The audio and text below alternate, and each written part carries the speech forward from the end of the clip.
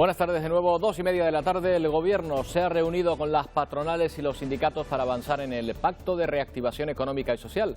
Una reunión que han calificado de muy positiva. Después de presentar el 1 de mayo el documento base, ahora comienza la negociación para concretar. Óscar Herrera, ¿qué medidas recogerá ese acuerdo? Los empresarios han pedido que en ese documento final haya incentivos para recuperar la conectividad aérea, mientras que los sindicatos quieren que haya ayudas para compensar la pérdida del poder adquisitivo de los trabajadores afectados por los ERTEs. A día de hoy, los agentes económicos y sociales dan por sentado que habrá pacto de reactivación en Canarias. Sesión de control en el Congreso de los Diputados. El presidente Pedro Sánchez ha pedido unidad a la Cámara Baja con una doble intención. La parte sanitaria, dice, para salvar vidas, y la económica, Silvia Mascareño, para mantener el empleo.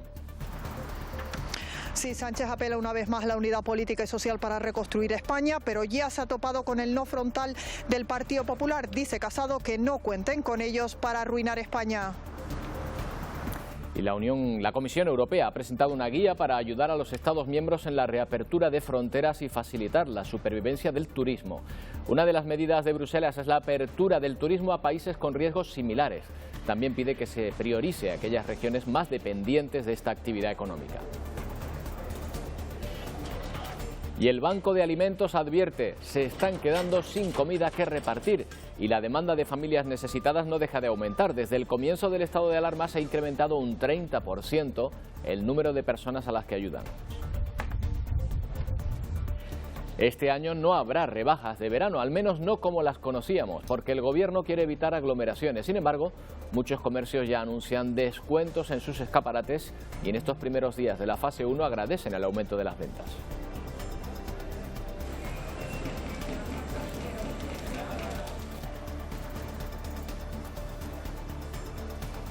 Muchos vislumbran cuándo podrán empezar a bañarse en la playa, pero de momento tendrán que esperar. Nos tenemos que conformar con ver imágenes como las de la costa herreña.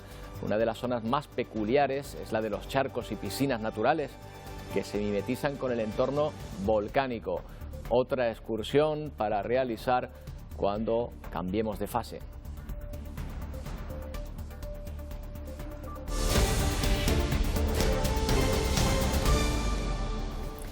Vamos a empezar con esa sesión de control en el Congreso de los Diputados, en el que se han explicado las medidas económicas y sanitarias del Ejecutivo en los últimos días. Pedro Sánchez ha pedido también, Silvia Mascareño, unidad a la Cámara Baja.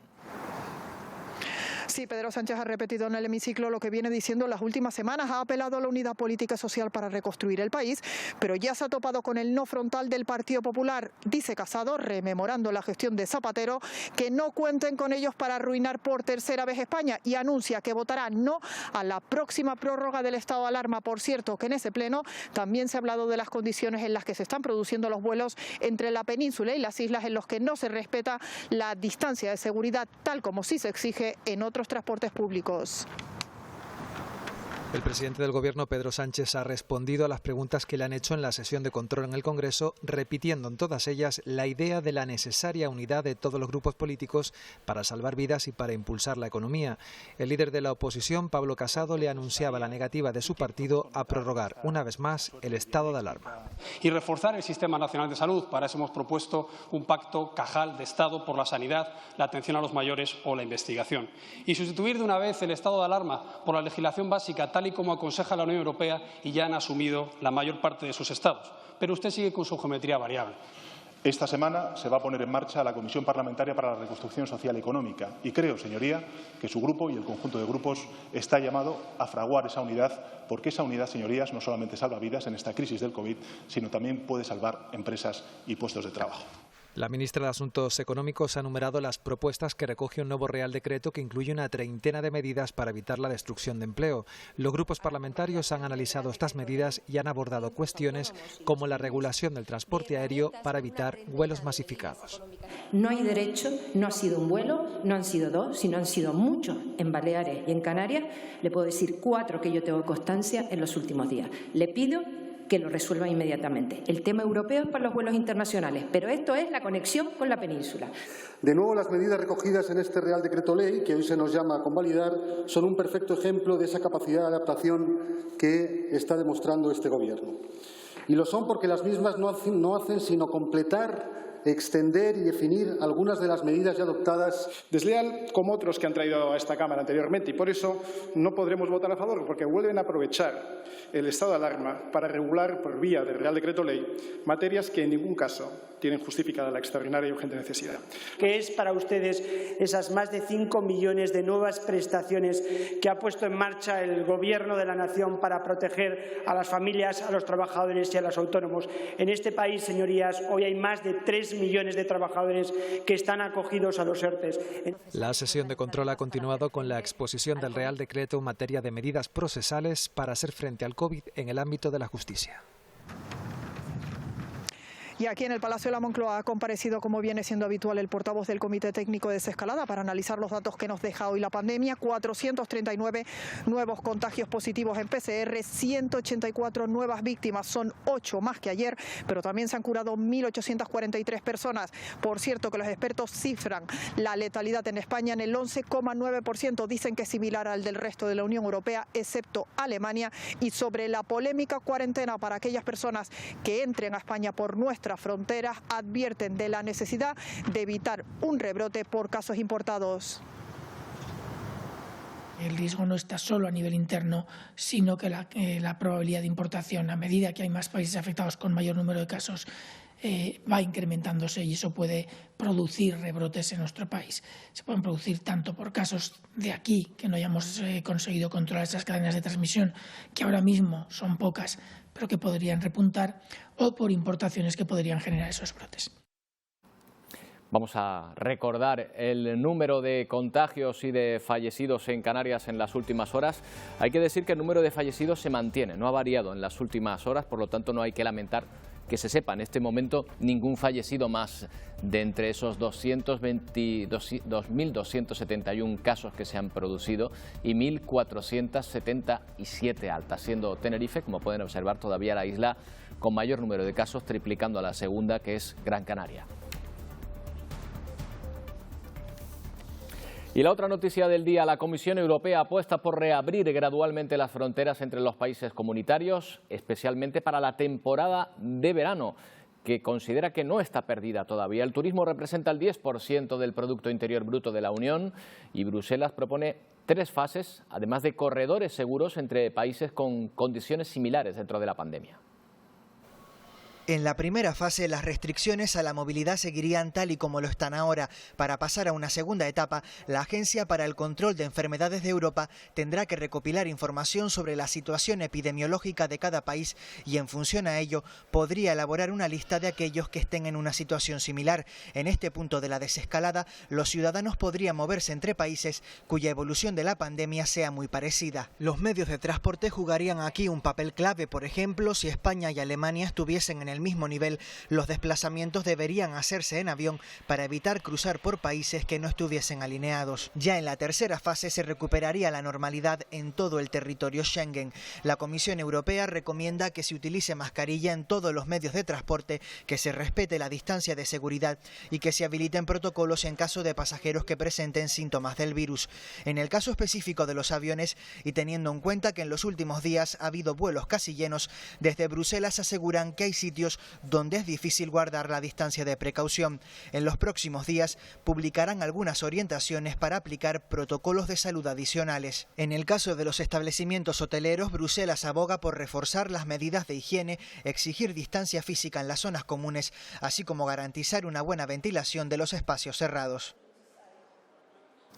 Hoy hemos conocido las cifras del número de vuelos gestionados por Enaire en el mes de abril en pleno estado de alarma.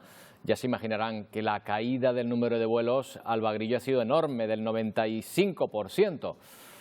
Vamos enseguida con nuestra compañera Alba Grillo a darles este dato, pero antes vamos a recordar las declaraciones del presidente de la Confederación Española de Hoteles y Alojamientos Turísticos, Jorge Marichal, que considera indispensable la realización de test, no solo para recuperar el turismo, sino para que se haga de manera segura para todos.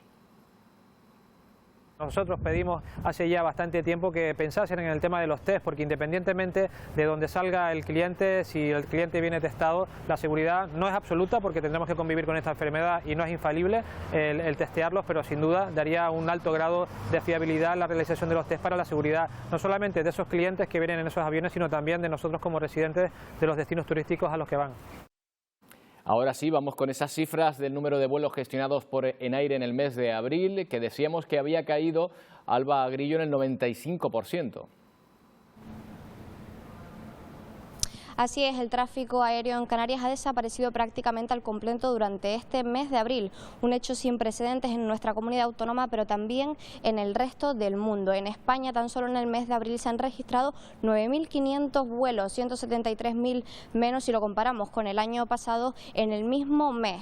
En Canarias la situación es prácticamente la misma, se han descendido en un 93,8% si lo comparamos en el mes de abril del 2019 y esto se sigue notando en las terminales del archipiélago, terminales prácticamente vacías y hoy, por ejemplo, en el aeropuerto de Tenerife Sur, donde nos encontramos, por el momento no hay ni entradas ni salidas en este aeropuerto. En La Palma, los últimos test realizados ayer no han dejado ningún nuevo caso de contagio, con lo que se mantienen los datos y la tendencia a la baja. Magali Cáceres. Por primera vez en casi 2 meses, el número de altas triplica al de casos activos. Actualmente son 22, ninguno de ellos ingresado en el Hospital General, sino que están siendo controlados por hospitalización domiciliaria. Pese a los buenos datos, las autoridades sanitarias piden que se siga extremando la precaución, máxime ahora que estamos inmersos en la fase 1. Están prohibidas las visitas al hospital y también se han extremado esos acompañamientos habituales. Cifras tampoco halagüeñas en otros sectores. El turismo tiene un cero turístico desde el pasado 15 de marzo. Las autoridades intentan ponerse de acuerdo para una salida conjunta. Los vuelos llegarán a la isla de La Palma previsiblemente a finales del próximo mes de junio, según el consejero responsable del Cabildo de La Palma, una vez se demuestre que las pruebas que se harán con Gran Canaria y Tenerife primero funcionan.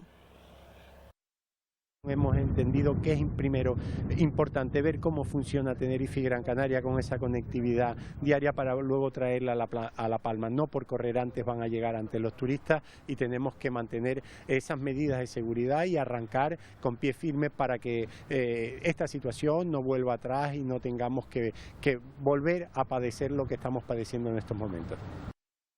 Y el Parlamento, junto al Instituto de Astrofísica de Canarias y las instituciones palmeras, retoma el impulso a la instalación del TMT en el Roque de los Muchachos.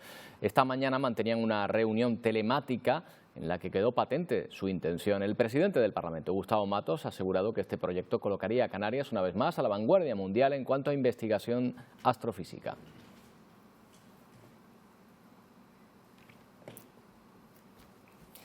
Y el Gobierno retoma su ronda de contactos con los agentes económicos y sociales para avanzar en el Pacto de Reactivación Económica y Social para Canarias.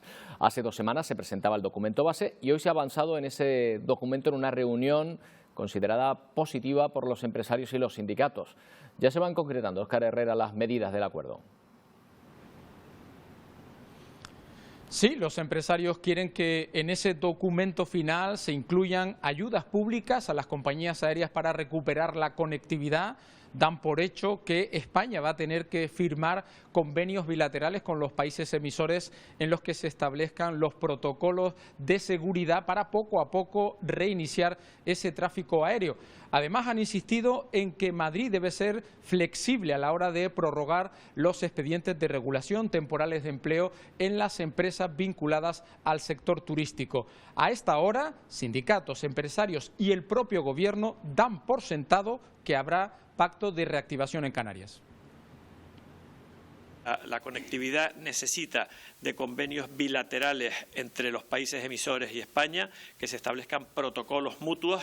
Sin ello no habrá aviones en el aire. Conectividad y ERTE son las medidas fundamentales para reactivar no solo el turismo, sino toda la economía canaria. El virus ha impactado en la economía de una manera brutal y tan brutal que no es imposible que ningún programa solvente al 100% los problemas. Pero sin duda es imprescindible, este programa que se está tratando de aprobar va a ser imprescindible. tener una posición común entre todos que compartamos, pues es muy importante tenerla también cerrada cuanto antes para poder empezar a hacerla realidad y plasmarla en medidas concretas que permitan pues a la economía canaria y a nuestra sociedad ir avanzando, ir saliendo del difícil momento en el que nos encontramos y nos vamos a encontrar en las próximas semanas. Y en poco menos de una hora y media va a comenzar una reunión telemática del presidente Torres y el vicepresidente y titular de Hacienda Román Rodríguez con la ministra de Hacienda María Jesús Montero. Sobre la mesa, Canarias va a plantear al Gobierno central que en este 2020 la comunidad autónoma, los cabildos y los ayuntamientos van a perder alrededor de 1.500 millones de euros de recursos propios.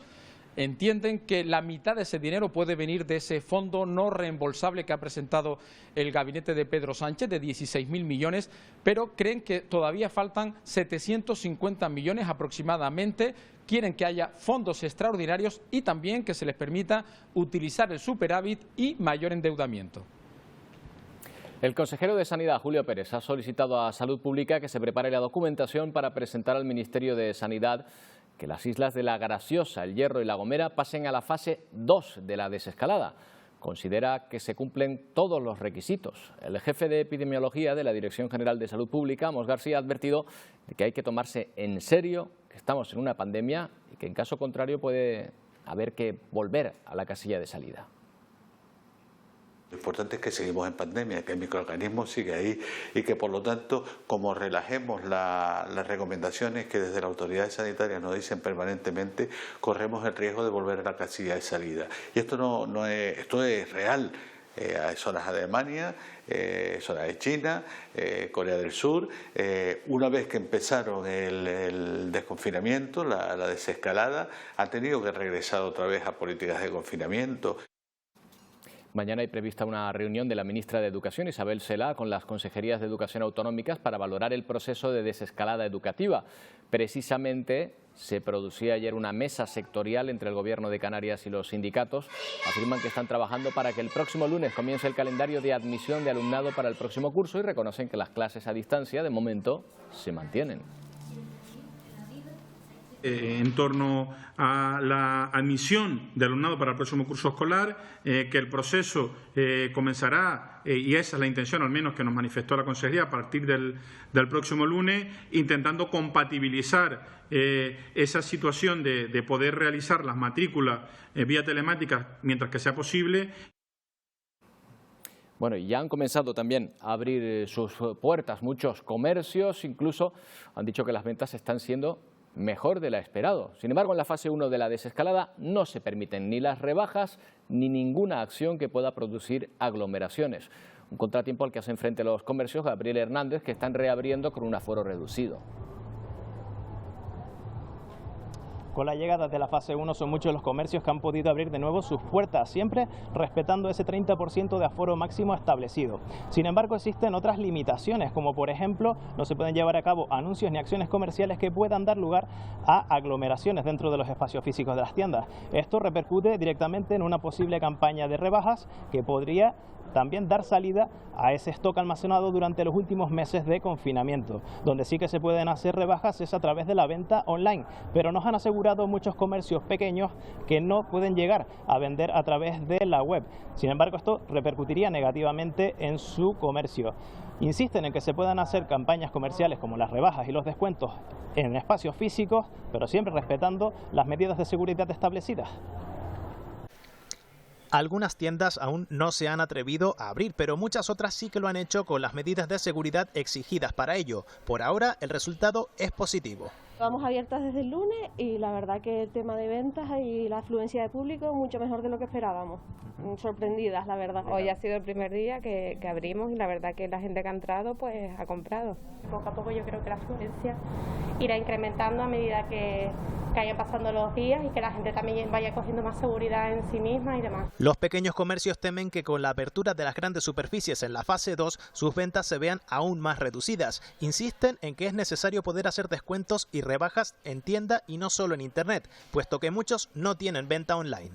Con venta online no trabajamos. Lo que las rebajas que habían se han mantenido, no se ha puesto nada nuevo ni nada. En principio en Canarias sí que no lo tenemos, es un poquito más difícil del lanzamiento online por el tema de logística y demás. La patronal textil Acotex aboga porque los comercios puedan hacer lo necesario para dar salida al stock almacenado durante los últimos 2 meses. Para ello, esperan poder realizar rebajas en tiendas físicas, siguiendo las medidas de distanciamiento social, disposición de geles y aforo máximo del 30%. Pero atentos porque estamos leyendo que el Ministerio de Comercio, de Industria, Comercio y Turismo ha dicho que no se prohíben las rebajas, sino las aglomeraciones. En cierta manera se contradice con lo que publicado en el BOE durante el fin de semana, pero bueno, ahí queda eso, supongo que serán los comerciantes los que tendrán que deshacer este entuerto. Vamos sabiendo que las islas se adaptan a la fase 1, que se empiezan a recibir clientes presenciales y algunos negocios han querido reinventarse. Han optado por evolucionar con la situación desde el comienzo del confinamiento y por ir buscando nuevas fórmulas para salir adelante.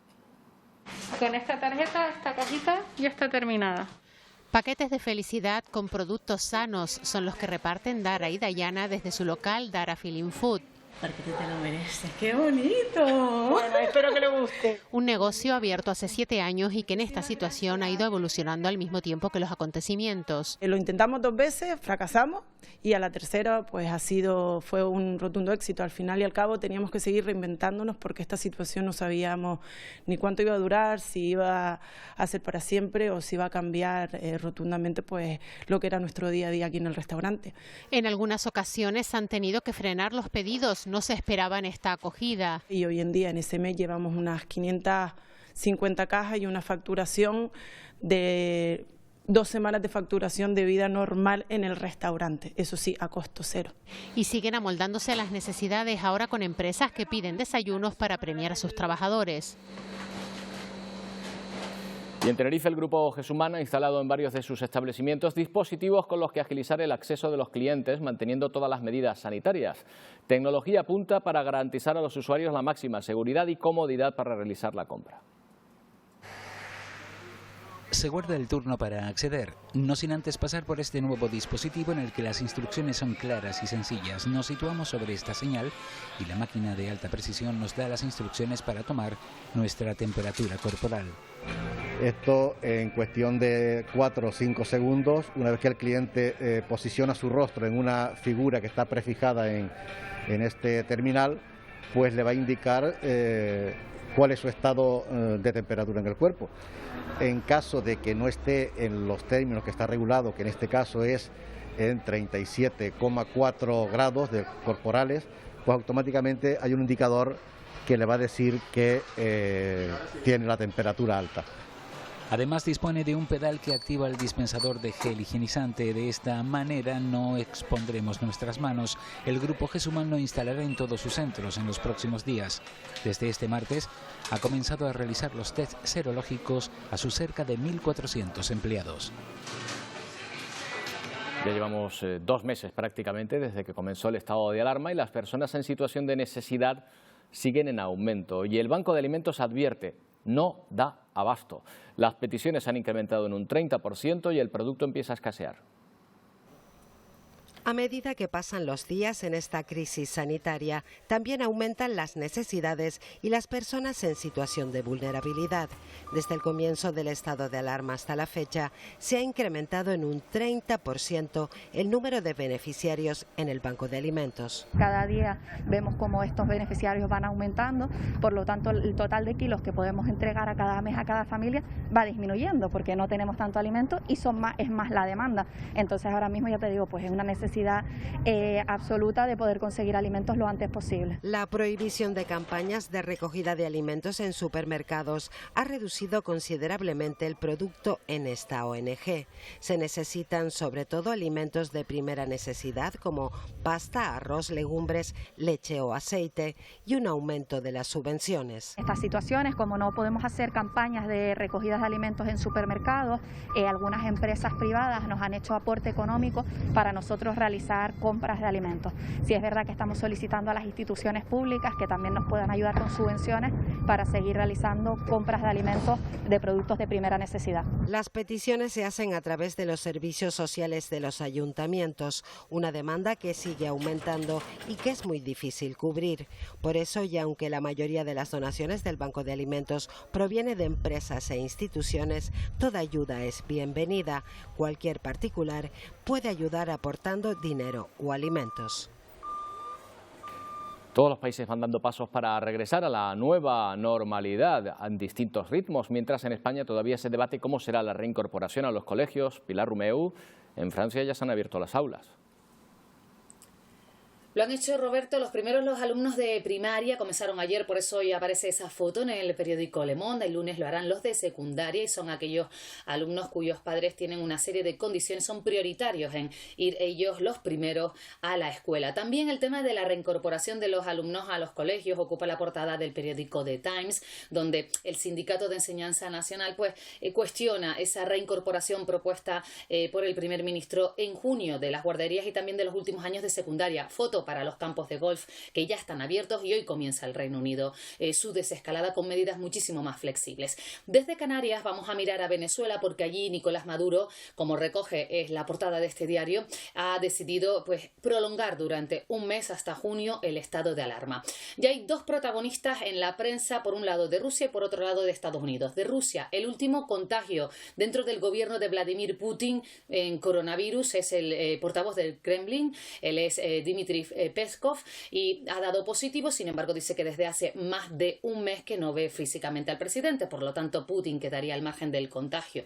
Y en Estados Unidos el protagonista es el hombre que está en esa televisión porque ha comparecido ante el Senado el epidemiólogo de la Casa Blanca, el doctor Fauci, que ha alertado del peligro de querer tener prisa en reabrir el país, algo que contradice lo que opina su presidente Donald Trump. Por lo tanto, vemos que la desescalada en los distintos países del mundo está poniendo a prueba los planes del gobierno y también la responsabilidad de los ciudadanos. Reino Unido arranca este miércoles con medidas desiguales en cuanto a confinamiento, mientras Inglaterra comienza a abrir las restricciones permitiendo las salidas para hacer deporte, ir a trabajar o reuniones al aire libre. En Escocia, Gales e Irlanda del Norte se mantiene el confinamiento estricto. Las autoridades autonómicas consideran que aún es demasiado pronto para aliviar las medidas, teniendo en cuenta que Reino Unido ha registrado más de 32.700 víctimas mortales desde que empezó la pandemia. En el lado opuesto se sitúan países como Nueva Zelanda, que con una estrategia que no persigue controlar el virus sino eliminarlo, solo han contabilizado 21 muertos. Lo primero que hizo el gobierno de Jacinta Ardern fue confinar a la población, incluso sin haber registrado aún víctimas mortales. Además, cerraron la entrada de visitantes y los que llegaban debían estar aislados. Su geografía, con 2 islas principales, también ayudó a controlar los contagios y los expertos destacan la exitosa estrategia de comunicación que han seguido, manteniendo a la población informada y concienciada de la importancia de las medidas. El propio ministro de Salud fue relegado de su cargo por saltarse el confinamiento para ir con su familia a la playa. En Gran Canaria, la oposición en el Cabildo ha tachado de inactivo al grupo de gobierno frente a la crisis sanitaria y económica del coronavirus. Lo han hecho en un pleno extraordinario telemático. El PP, Ciudadanos y Unidos por Gran Canaria, Coalición Canaria, han pedido más comunicación y consenso en la toma de decisiones. ¿Por qué no invertimos, por ejemplo, en tecnología? ¿Por qué no invertimos en nuevas fórmulas para que nuestra sociedad esté conectada? En dispositivos para que de alguna manera podamos controlar y podamos dar esa seguridad que nos piden nuestros visitantes, esa seguridad que nos pide nuestra sociedad. Y esa es la clave. Estamos en disposición de colaborar, de hacer un plan de la institución en el que no haya improvisación, en el que haya estrategia. Si quieren contar con nosotros, nosotros tendemos la mano como hemos hecho desde el primer minuto, y si no, pues miren, al final van a tener lo que están ustedes haciendo. Y los perjudicados van a ser siempre los ciudadanos de Gran Canaria. Yo creo que esta mentalidad de ustedes de en exclusiva creerse en posesión de la verdad y que todo lo van a solucionar, les va a pasar factura fundamentalmente a ustedes. Por eso yo creo que es un error político la posición que adoptan los grupos de gobierno en este cabildo, no intentando buscar un consenso, un acuerdo con los demás grupos de la corporación, con los grupos de la oposición. Y de esta situación tenemos que aprender sobre todo la importancia de lo público y en esta etapa que comienza tenemos que reforzar todo lo público y poner en el centro de la reconstrucción el apoyo a las personas más vulnerables. El margen de colaboración para tratar con nosotros, especialmente en lo que a mí se refiere como portavoz del Partido Socialista, saben que está abierto. Las propuestas que quieran discutir las podemos analizar. Este presidente ha estado con este grupo de gobierno en la toma de decisiones en cada momento, la que se demanda desde la coordinación con otras administraciones y también, desde luego, desde la necesidad de activar políticas de atención a las personas que peor lo están pasando. Y en La Oliva, en Fuerteventura, el Ayuntamiento ha aprobado seguir adelante con la moción de censura que había sido paralizada, Durne Rodríguez, con la declaración del estado de alarma. Así es, este ayuntamiento ha celebrado hoy un pleno extraordinario para acordar el levantamiento de la suspensión y proponer una nueva fecha para la celebración de la moción de censura presentada por PSOE, En Marcha y Gana Fuerteventura al actual alcalde de Coalición Canaria, Isaí Blanco. La moción de censura fue presentada el día 11 de marzo, justo antes de que se activara el estado de alarma y había quedado paralizada. Pues bien, hoy se ha puesto nueva fecha para esa moción a propuesta de los censurantes para el próximo 25 de mayo. Según Gana Fuerteventura, que hasta ahora gobernaba en coalición con los nacionalistas, se toma esta decisión ya que, según ellos, la institución ha estado utilizando el estado de alarma para gestionar sin previsión, mientras que para el alcalde Isaí Blanco hay otros intereses detrás y ha tachado este adelanto de irresponsable. El desarrollo urbanístico que ha sido manifiesto de ellos, ¿no? Y son las únicas diferencias que hemos podido tener. Y el segundo, pues la auditoría que está presentada ya en Fiscalía Anticorrupción de hace tiempo. No han interiorizado que se ha presentado una moción de censura que en modo alguno ellos pueden gestionar pensando más allá de lo que es el tiempo que les queda para estar en el gobierno. Y hoy se cumplen 60 días desde que se decretó el estado de alarma. Ayuntamientos como el de Arrecife han hecho balance de lo sucedido durante este periodo. Además, José María de Pais, se han anunciado nuevas medidas que va a reforzar el servicio a los ciudadanos. Sí, en breve se pondrá en marcha una página web en la que los ciudadanos podrán consultar a qué tipo de ayudas pueden acceder. Además, también se ha anunciado que se va a descentralizar el área de servicios sociales. Es decir, se va a mantener la sede actual, la que está en la vía medular de Arrecife, junto a Cruz Roja, pero además van a operar dos oficinas más, una en el propio consistorio y otra en el Centro de Menores de Manejes. La alcaldesa de Arrecife ha aprovechado la rueda de prensa para hacer un balance de lo que ha ocurrido durante estos 60 días. Se han repartido 18.000 menús, 2.500 bonos a las familias con vulnerabilidad. Han estado muy activos programas como el de atención emocional y claro, estas circunstancias tan excepcionales ha hecho que se haya tenido que contratar a 11 trabajadores sociales más. Nos hemos visto saturados. A ver, el call center llegó a recibir casi 17.000, 18.000, 22.000 llamadas. Imagínese usted una administración con la nuestra, con 6 trabajadores sociales, que había que hacer entrevistas uno a uno, la que hemos podido tener. Es verdad que se ha contratado desde casi la primera semana del confinamiento a 11 trabajadores sociales más. Anuncio de Twitter de que va a incluir etiquetas en las informaciones que se publiquen en su red social que sean susceptibles de ser bulos o noticias engañosas. Las redes sociales están articulando con medidas como estas mecanismos para combatir el otro virus, el de la desinformación. La red social Twitter acaba de anunciar en su blog que lanza 3 etiquetas para publicaciones que se hagan en su entorno con contenido potencialmente dañino o desinformación sobre el coronavirus. Además, aseguran que muchas de estas publicaciones, las que directamente no se eliminen, vendrán acompañadas de enlaces de información, eso sí, adicional con una fuente de confianza. Las 3 etiquetas serían estas: información engañosa, reclamaciones debatibles y reclamaciones no verificadas. Las redes sociales le han declarado abiertamente la guerra a los bulos y fake news, un mal que con la pandemia se ha extendido por el mundo casi tanto como el coronavirus. Estamos viviendo en un mundo de incertidumbre donde nuestra salud no depende de nosotros, por tanto somos susceptibles a toda información que venga del exterior. También la situación de confinamiento nos hace tener una visión de la realidad más limitada. Se apoyan en noticias falsas y las difunden buscando un like, buscando una falsa reputación en internet o buscando más seguidores. La sociedad en su conjunto también puede poner su granito de arena para combatir esta plaga de desinformación siguiendo estas 3 indicaciones. Desconfía, contrasta con la fuente oficial y, lo más importante, no compartas, no extiendas tampoco el virus de la falsedad. El juicio contra Jacinto Siberio tendrá que repetirse en octubre o noviembre de este año. Es el hombre que fue condenado por matar al ladrón que entró en su casa de Arafo y torturó a su esposa. Los hechos ocurrieron hace ya 5 años. Su abogado y la Fiscalía habían pedido al Tribunal Supremo la nulidad del veredicto por las incongruencias del jurado. Ahora el acto tribunal les da la razón y Jacinto, que ya tiene 85 años, tendrá que volver a ser juzgado en Tenerife. El jurado en su momento declaró culpable al anciano y lo condenaba a una pena de 2 años y medio de cárcel por homicidio con la eximente incompleta de legítima defensa. La sentencia ya fue anulada por el Tribunal Superior de Justicia de Canarias. El jurado no entendió que existía, como sí efectivamente tanto el Ministerio Fiscal como esta defensa preconizaba, de que existía la legítima defensa total y absoluta. Desde hace algunos días para algunas islas y desde hace más de una semana para otras, las terrazas pueden abrir con un 50% de aforo y se permite la apertura del pequeño comercio.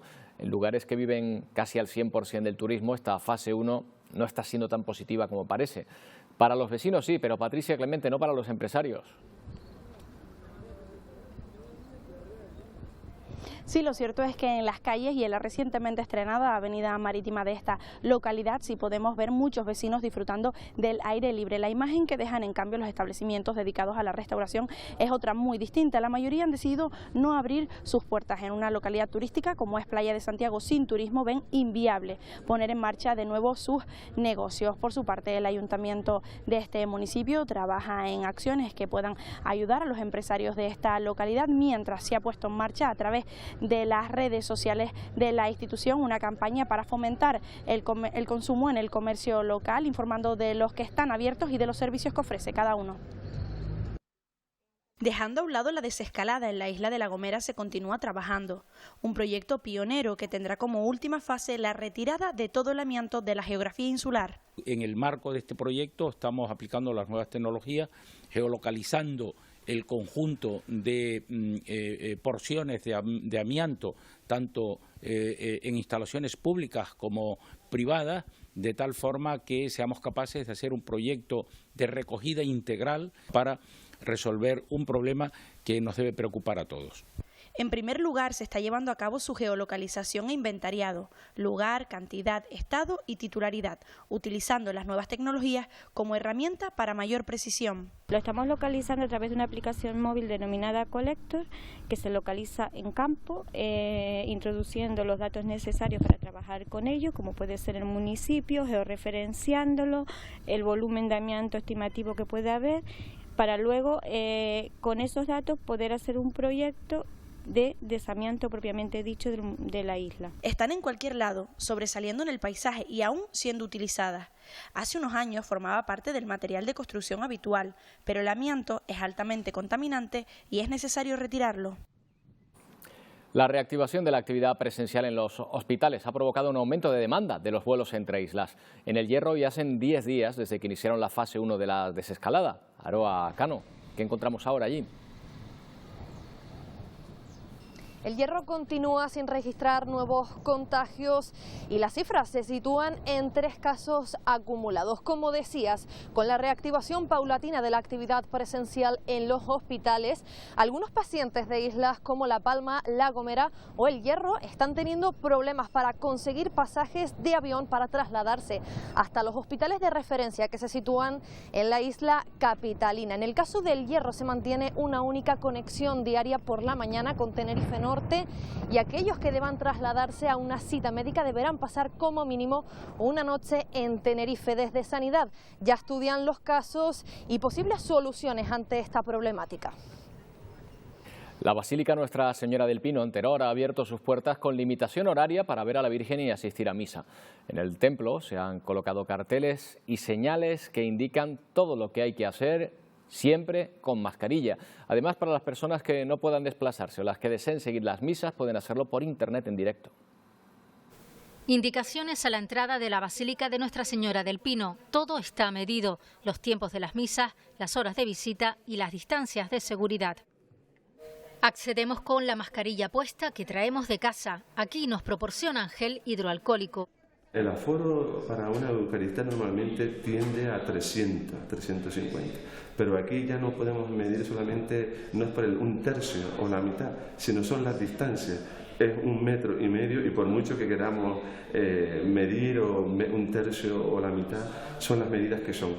Las misas se celebran todos los días a las 12 y a las 7 de la tarde. Los domingos hay una más a las 10 de la mañana. Esto en modo presencial, pero la Iglesia también se adapta a los tiempos. Con esta cámara y un sistema de streaming lanzan la señal en directo a través de Internet. El aforo de la Basílica es de 100 personas.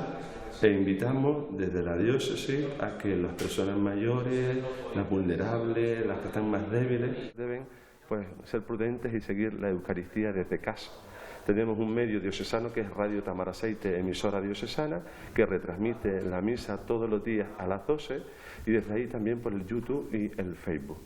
Gracias a Internet se pueden conocer los horarios en los que ir a ver a la Virgen del Pino. Se recomienda seguir la información en cada fase de desescalada. Por lo pronto, el Museo Camarín permanecerá cerrado. Poco a poco la cultura va haciéndose partícipe en esta desescalada. En Tenerife ya son 3 los museos que han reabierto sus puertas. Esta mañana el MUNA lo ha hecho con la visita de la consejera de Cultura, Isiar Pérez. Cuéntanos. Así es, la consejera de Cultura del Cabildo de Tenerife ha visitado este Museo de la Naturaleza y la Arqueología con motivo de la reapertura de los museos en esta fase 1. El Cabildo de Tenerife este miércoles también ha procedido a la reapertura del Centro de Documentación Canarias América y también del Museo de Historia y Antropología. De forma temporal, la entrada será gratuita y el acceso se limitará a un acceso individual o por grupos familiares. A la entrada encontrarán gel desinfectante, se recomienda el uso de mascarilla y además el aforo está limitado a 1/3 en el caso de este museo, a 10 personas por sala. Lo que no va a estar disponible serán los servicios de tienda, cafetería o guardarropa y por lo pronto también desaparecen las salas de exposición temporal y los módulos interactivos. Con la entrada en la fase 1, los museos reabren con las garantías dispuestas por las autoridades sanitarias. En Tenerife, por ahora, son 3 los que cumplen con ellas y pueden abrir, entre ellos el Museo de la Naturaleza y la Arqueología. Abrimos el Museo de la Naturaleza y el Hombre, también se abren el Museo de la Casa Lercaro y el Sedocam en La Laguna. La entrada hemos considerado, y así la presidenta lo ha estimado conveniente, que se haga de forma gratuita. Por varios motivos. Uno de ellos es porque hay muchos servicios que no lo estamos ofreciendo, no los podemos ofrecer en estos momentos, y porque entendíamos que era una forma también de que el ciudadano tuviera otro lugar en esta situación donde poder venir, donde hay tantas limitaciones, bueno, pues disfrutar de un espacio de ocio sin que el aspecto económico pudiera ser un hándicap para ello. Las medidas son claras: aforo reducido y acceso individual o por grupos de convivencia. La mascarilla es de uso recomendado y los recorridos se han modificado en un único sentido sin retrocesos. Los ascensores se reducen a las personas con movilidad reducida. Se restringen servicios adicionales como las cafeterías y desaparecen los módulos interactivos, sustituyéndose por audioguías. Ahora el 70% de su demanda, tanto turística como de colectivos, es nula, por lo que afirman intentan enfocarse en el visitante local. Aunque la Comisión Técnica de Bibliotecas de Canarias ha acordado reanudar el servicio a partir del 25 de mayo, algunas, como las de Candelaria en Tenerife, ya lo han hecho. Se han abierto solo para prestar servicio de préstamo y devolución de libros con cita previa, lectura en sala restringida con un aforo limitado al 30% y ofrecer información bibliográfica.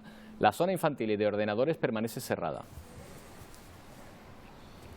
Como los libros son de papel, no se pueden desinfectar ni se puede hacer uso de gel hidroalcohólico con ellos. Entonces lo que tenemos es una sala habilitada para que estén en cuarentena durante 14 días. Entonces, pues depende del día en el que devuelvas tu libro, pues estará 14 días sin usar y sin tocarse hasta que se devuelva a las librerías, a las estanterías. Que es un método de entretenerse, de olvidarse de todo y de poder pasar estos días tan difíciles. Esperando a ver si se pueden usar los ordenadores y con ganas ya. El Ayuntamiento de Santa Cruz de Tenerife estudia y se plantea cómo será el Carnaval 2021 en la capital tinerfeña. Para algunos actos es necesario entregar ya los pliegos y se sigue con lo previsto. También se ha dado a conocer la convocatoria para la elección del cartel del próximo año. Los grupos del Carnaval de Santa Cruz de Tenerife se han interesado en saber si continúan adelante con sus planes para el carnaval del próximo año. En estos meses, por ejemplo, ya comienzan a solicitar las telas. Nosotros estamos trabajando como si el carnaval de Santa Cruz se celebrara en las fechas previstas. No se podrá celebrar igual que se ha celebrado siempre, pero nosotros vamos a estar en ello y se va a celebrar como se pueda, adaptarnos para que todos los concursos, todas las galas que se realizan en el recinto ferial se puedan hacer con seguridad, con aforos limitados.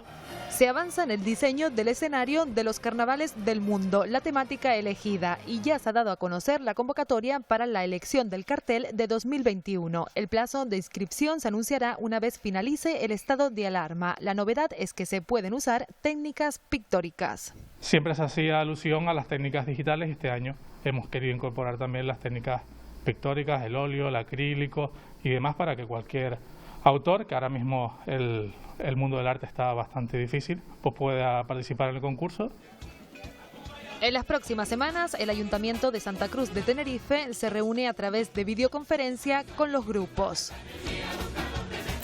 773 proyectos han sido presentados a las convocatorias, 3 relacionadas con todas las disciplinas artísticas que el área de cultura del Gobierno ha puesto en marcha para paliar los efectos de la crisis por la COVID. Las propuestas que resulten seleccionadas recibirán un importe de entre 1.500 y 5.000 euros y pasarán a formar parte de una bolsa de proyectos de uso compartido. También la Consejería de Cultura prepara una nueva línea de ayuda para ejecutar actividades adaptadas a las restricciones en vigor y en breve se publicarán las subvenciones a gastos por la suspensión de actividades culturales. Y una recomendación, después del virus, es el título del reportaje que emite esta noche Televisión Canaria y que va a dar respuesta a todas las preguntas que se hacen los canarios tras esta crisis de la COVID-19. ¿Qué va a suceder con el trabajo, con los estudios, con la afectividad y sobre todo con la salud? Se emite hoy a las 10:10 de la noche. Después del virus es un reportaje documental dirigido por el periodista Carlos Sosa, que analiza la crisis por la pandemia de COVID-19 y la incidencia que tendrá en el futuro en la sociedad canaria. Hemos tratado de hacer un reportaje documental que no fuera arrollado por la actualidad, que también están cubriendo nuestros compañeros de los servicios informativos de la Televisión Canaria, pero que sí que sirviera para profundizar un poco en lo que nos está pasando, de manera que nos sirva para prever qué es lo que nos puede pasar en el futuro. La ciudadanía requiere respuestas sobre lo que va a vivir cuando esto pase, qué va a pasar con sus relaciones con los demás, con su empleo, con los colegios, incluso con el ejercicio de sus libertades individuales, con su derecho a una sanidad de calidad y con su salud. Es un reportaje periodístico no exento de una carga emotiva muy potente, porque al fin y al cabo estamos perdiendo gente, estamos perdiendo familiares y probablemente esta crisis sanitaria continúe un tiempo más. Después del virus trata de dar todas las respuestas de las que disponemos. Se emite hoy a las 10:10 de la noche. Y justo después, a las 11 de la noche, llega el reportaje Vocación de Riesgo de nuestro compañero Isaac Tacoronte, que cuenta la labor que han llevado a cabo los enfermeros en las últimas semanas, algunas de las más complicadas que han vivido en su profesión, en la que han luchado sin límite frente al coronavirus.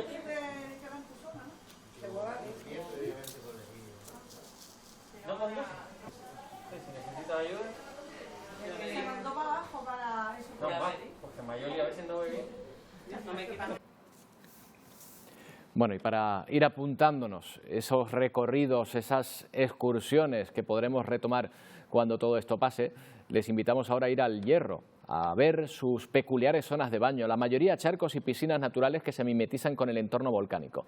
Estos lugares se han convertido en todo un reclamo turístico a nivel mundial. Es la más joven del archipiélago. La incidencia del tiempo no ha moldeado casi la costa reña, por lo que la mayoría de sus zonas de baño son calas y charcos naturales entre lavas volcánicas y lagiales. Los turistas encuentran prácticamente lo que no encuentran en ninguna de las Islas Canarias. El Hierro, al carecer de plataforma oceánica, las aguas son totalmente cristalinas.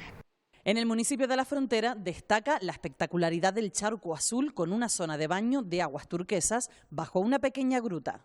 Te estás bañando prácticamente a la sombra y tienes que nadar para salir al sol. El agua entra por una boca, entonces es cuando la marea está baja, cuando tenemos realmente esa imagen que todos hemos visto fotografiada infinitas veces, ¿no? Esa imagen de agua cristalina, azul y su nombre. La costa basáltica de Valverde acoge también numerosos rincones mágicos de baño. El Charco Manso resalta por su variedad de formas volcánicas caprichosas y sus arcos naturales. Un paraje virgen pero bien acondicionado, donde pasar un día de playa inolvidable. La cala de Tacorón es uno de los tesoros mejor conservados del Pinar. Tiene el mar más tranquilo y un contraste de colores que enamora. Tiene también el encanto de encontrarse dentro de lo que es el mar de las calmas, la garantía de sol, de buen tiempo, ese entorno negro de lava. Estas zonas costeras se han convertido en todo un reclamo turístico. Es algo que usamos como uno de los grandes puntos de promoción turística en las ferias, tanto en España como en el extranjero, y hay muchas de las fotos y de promociones que son campañas que se han hecho a través de Promotour, lo que sale son precisamente esas imágenes. El Pozo de las Calcosas, el río, los Argos, la costa herreña está salpicada por decenas de calas y charcos con personalidad propia, rincones únicos con olor a sal que atrapan y embrujan. Esta época de escasa o nula presencia humana en espacios naturales como en las playas nos está dejando imágenes sorprendentes, como esta que nos ha hecho llegar a I Love the World, en la que un surfista se encontraba esta mañana con la compañía de un grupo de delfines. Esto es en la zona de Radazul, en Tenerife. Vean qué encuentro.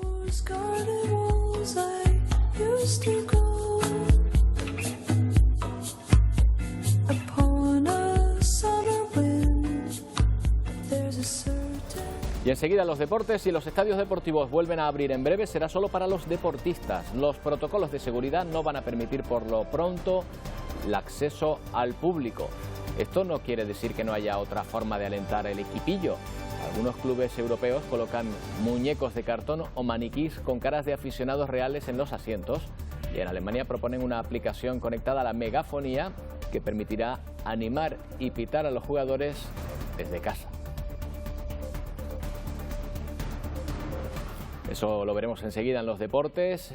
Como cada día, antes de despedir esta sección, les vamos a mostrar imágenes habituales desde otra óptica. El amanecer en Tenerife, que ha captado nuestro compañero, por ejemplo, Enrique Aira, con la técnica de time-lapse.